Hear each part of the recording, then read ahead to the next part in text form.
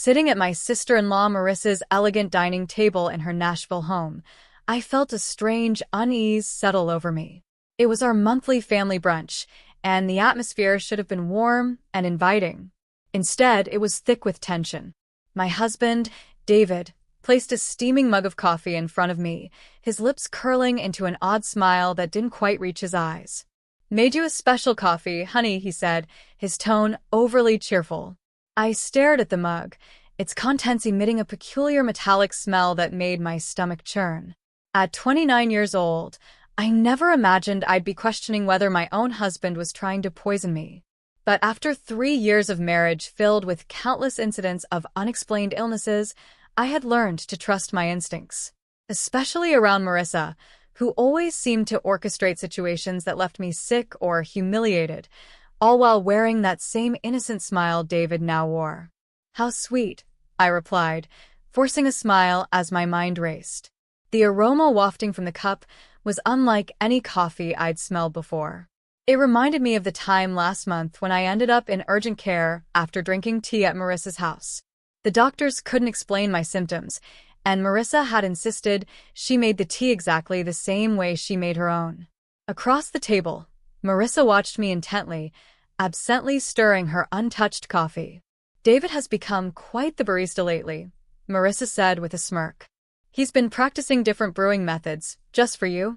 Her emphasis on "for you" sent chills down my spine. I had noticed David spending more time at Marissa's house lately, claiming they were planning a surprise for our upcoming anniversary. But something felt off.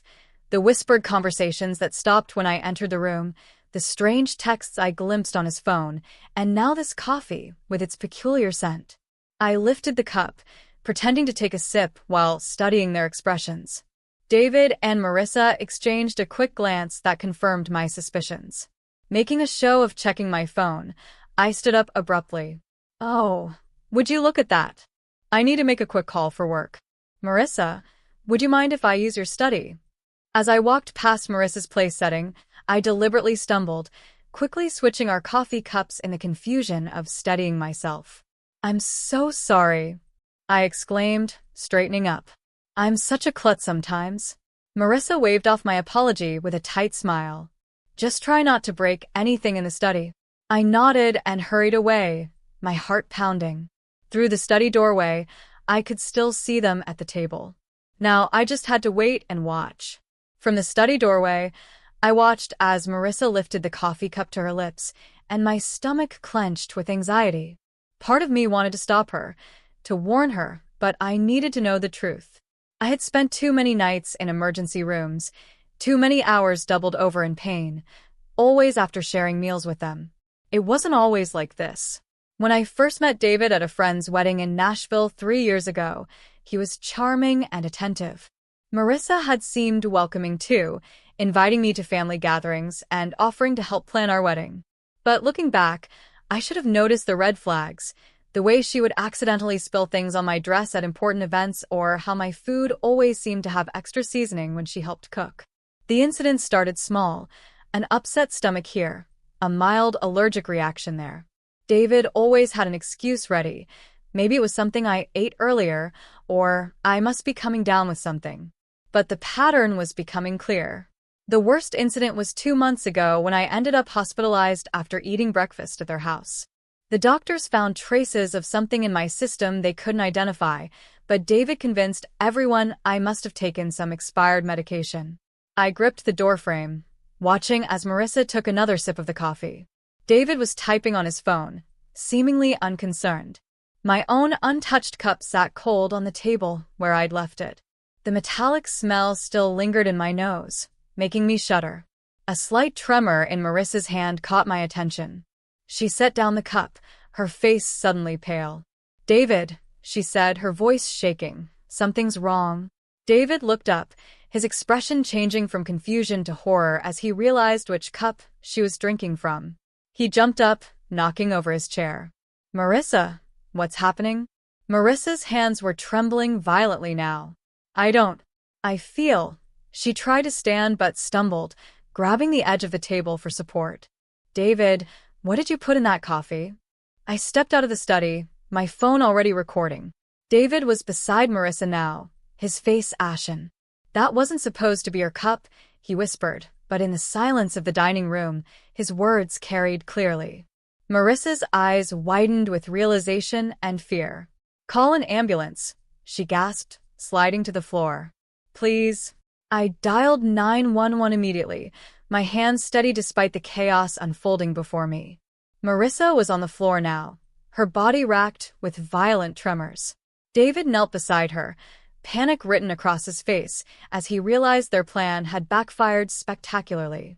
"Emergency services, yes. We need an ambulance at 1542 Maple Grove Drive," I said clearly, keeping my phone recording with my other hand. "My sister-in-law appears to be having a severe reaction to something in her coffee. She's conscious but experiencing tremors." As I spoke to the dispatcher, Marissa's eyes locked onto mine. The usual cold calculation in her gaze was replaced by raw fear. "Christina," she gasped, "you switched, you knew?" "Ma'am, the ambulance is on its way," the dispatcher assured me. "Please stay on the line." David was growing more frantic by the second. "Marissa, stop talking. You don't know what you're saying." "I know exactly what I'm saying," Marissa spat, her words slurring slightly. "We've been planning this for months, ever since Christina started outperforming me at every client meeting. You were supposed to make sure she drank it today." The paramedics burst through the front door, and I quickly stepped aside to let them work. As they loaded Marissa onto a stretcher, I stopped recording and sent the video to my private email, then to my lawyer. David stood frozen, watching as his carefully constructed plan crumbled around him. "I'll ride with her to the hospital," I told the paramedics, my voice firm. After all, I needed to make sure my sister-in-law got the proper treatment. I met David's terrified gaze. "And I'm sure the doctors will be very interested in knowing exactly what was in that coffee." The emergency room at Nashville General Hospital was a flurry of activity as doctors rushed to treat Marissa. I sat in the waiting room, my phone clutched in my hand, replaying the recording of Marissa's confession. The tremors in her voice, the panic in her eyes, it was all the evidence I needed to prove this wasn't just paranoia on my part. "Family of Marissa Anderson," a nurse called out. I stood up, noting David's conspicuous absence.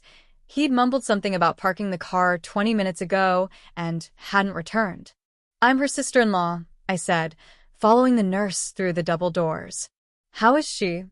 "She's stabilized, but we found concerning levels of toxins in her system." The nurse's expression was grave. "The doctor would like to speak with you about some unusual findings in her blood work." Dr. Phillips, a tall woman with graying hair and sharp eyes, was waiting by Marissa's room. "Mrs. Bennett, could you tell me exactly what happened before your sister-in-law became ill?" I took a deep breath, pulling out my phone. "I think you should listen to this first." I played the recording from brunch, watching the doctor's expression change from professional concern to alarm.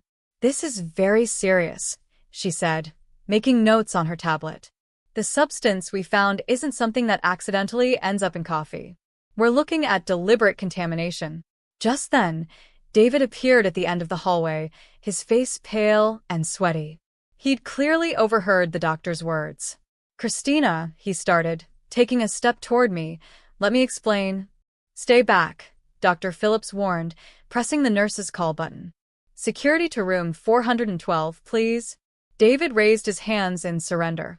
"This is all a misunderstanding." Marissa was confused. She didn't know what she was saying. I pulled up the texts I'd discovered on his phone last week, the ones I'd secretly forwarded to myself. "So these messages between you and Marissa about making sure she's out of commissions before the Henderson presentation were just friendly conversation?" His face drained of color. "You went through my phone?" "After I found the strange in your desk drawer." "Yes, I did." I turned to Dr. Phillips. "Doctor, I've been hospitalized 3 times in the past 6 months with unexplained symptoms. I'd like to know if they match what you found in Marissa's system today." The doctor's eyes narrowed.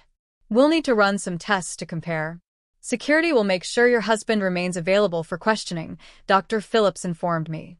2 security guards appeared, positioning themselves on either side of David, who looked terrified. His carefully constructed facade was crumbling. "Marissa and I," he stammered, "we were just trying to help you slow down."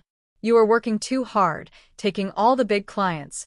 Marissa said if we could just make you take some time off. By poisoning me? My voice was steady, even as my hands shook with rage. How long have you been doing this? Was it you who tampered with my food at the Christmas party too? David's silence was all the answer I needed. Behind him, I could see Marissa's room, where she lay connected to various monitors. Her earlier bravado was gone, replaced by the fear of someone who knew their schemes had finally caught up with them. Detective Mendoza is on her way, Dr. Phillips said quietly. She'll want to take statements from everyone involved. I nodded, feeling a strange sense of calm. The truth was finally coming out, and there was no going back. Detective Mendoza arrived within the hour, her presence commanding attention in the sterile hospital corridor. A seasoned investigator specializing in domestic abuse cases, she listened intently as I played the recording from brunch and showed her the text messages.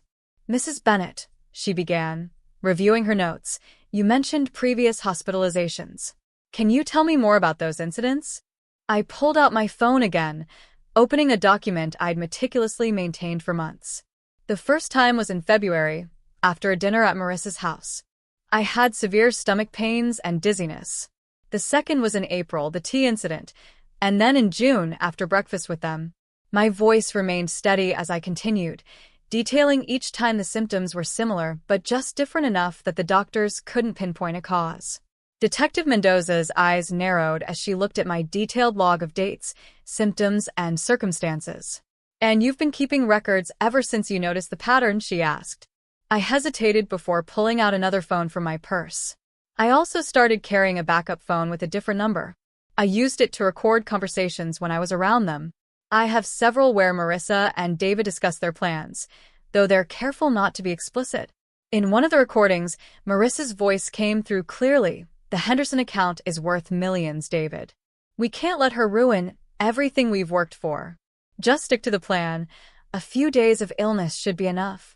David's response was equally damning. I've got something stronger this time. She won't make it to the presentation. Detective Mendoza's expression hardened as she listened.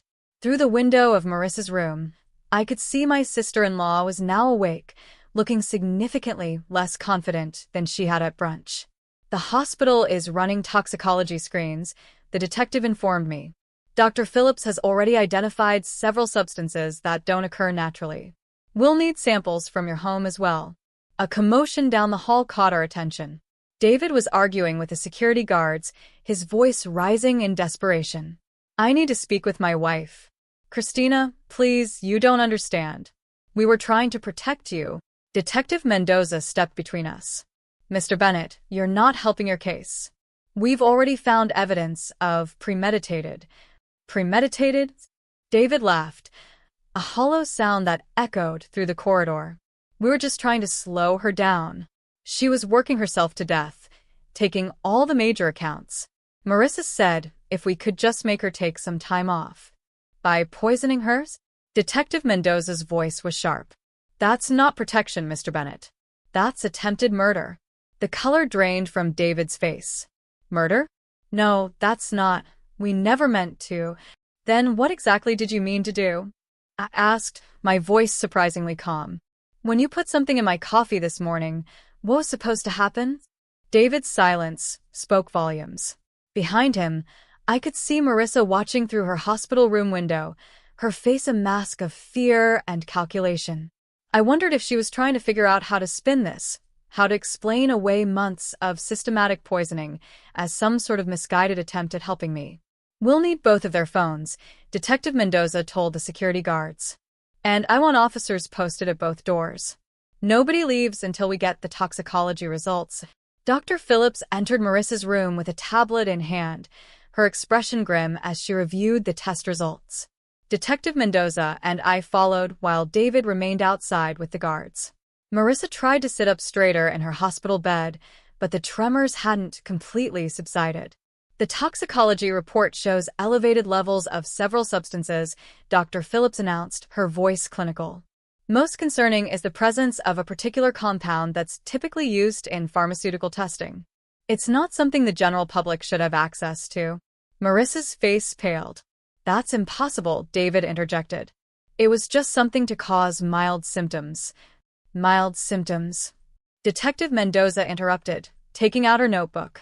Like the ones your sister-in-law experienced over the past 6 months? The door opened, and another detective entered, holding an evidence bag. We found these in Mr. Bennett's office desk at the Anderson marketing firm, he reported, presenting several small bottles with clinical labels along with detailed notes about dosages and reactions. I felt my knees weaken as I realized the full scope of their plan. You were documenting everything, like some kind of experiment? It wasn't like that. Marissa protested, but her voice wavered. We just needed to track what worked. The first few attempts weren't effective enough. You kept showing up to meetings anyway. So you increased the dosages, Detective Mendoza concluded, examining the bottles. Did you know these substances could be lethal in higher concentrations? The room fell silent. David, still visible through the window, sank into a chair in the hallway, his head in his hands. The Henderson account, I said slowly, pieces clicking into place. It wasn't just about that presentation, was it? You needed me out of the way permanently because the client specifically requested me as their lead. Marissa's face contorted with a mixture of anger and fear. You were ruining everything I built. That client portfolio for years, and then you show up and suddenly everyone wants to work with you instead. David said he could fix it. By killing me, I finished, the words hanging heavy with accusation. We weren't trying, Marissa started, but Dr. Phillips cut her off.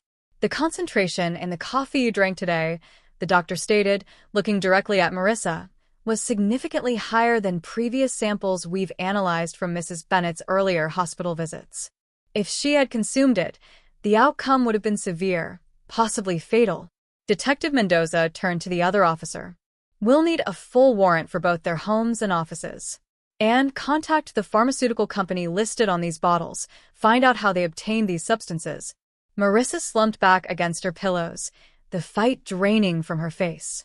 It wasn't supposed to go this far, she whispered. David kept saying we just needed one more try. I stepped closer to her bed, my voice steady despite the trembling in my hands. Every time I got sick, every meeting I missed, every client I lost, you were both there, watching, taking notes on how your poison was affecting me.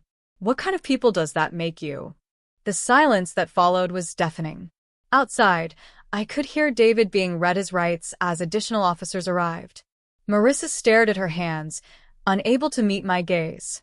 Detective, I said, turning away from my sister-in-law, I'm ready to make my formal statement now. The trial lasted 3 weeks, but it felt like years.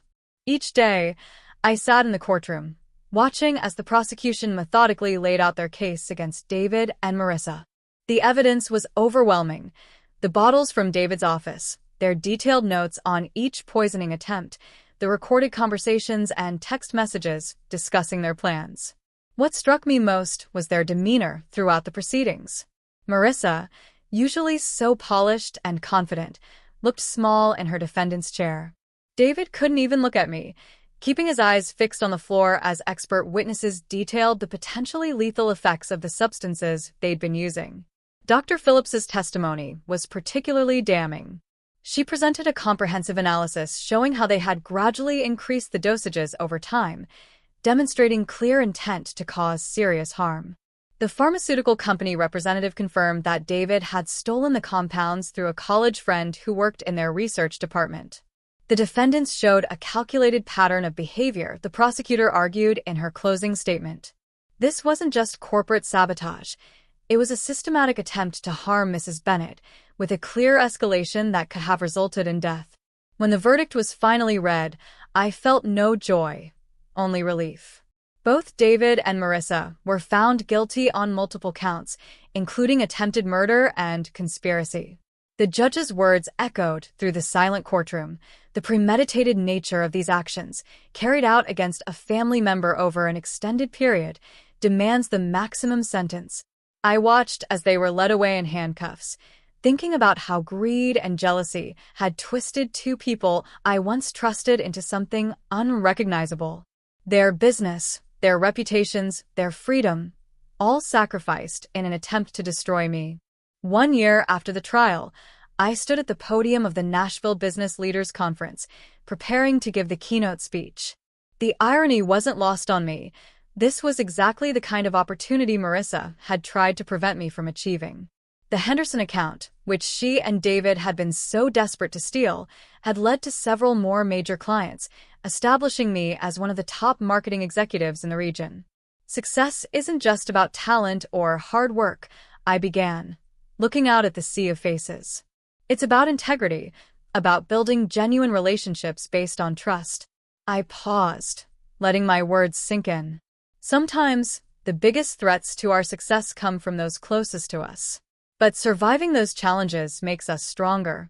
After my speech, several young professionals approached me seeking advice. One woman, her eyes bright with determination, asked how I'd maintained my composure throughout the ordeal. I focused on what I could control, I told her.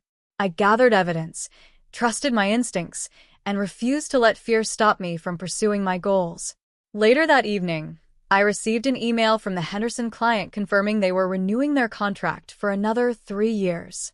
I smiled, thinking about how differently things might have turned out if I hadn't trusted my instincts that day at brunch. The local paper had run a small article that morning about Marissa and David beginning their prison sentences. I didn't read it. Instead, I focused on the proposal for my newest client project, knowing that the best revenge wasn't about getting even. It was about moving forward and succeeding despite those who try to hold you back.